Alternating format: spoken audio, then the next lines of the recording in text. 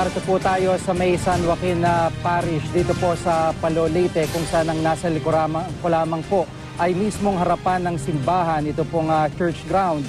At sa likod ko po ang mass grave kung saan nung mga panahon na wala pong mapaglibingan sa labi ng mga biktima ay dito po pinili ng mga residente na dalhin ang kanilang mga mahal sa buhay. Umabot po ng mahigit 500 ang nakalibing dito at ang inyong nakikita ay si Rainer Pedrosa, 20 taong gulang. Siya po ay isang dating music teacher dito sa San Joaquin National High School at dito po ay 5 sa kanyang mga kaanak, kabilang na ang kanyang mga magulang, pinsan at isang babaeng kapatid ang nakalibing.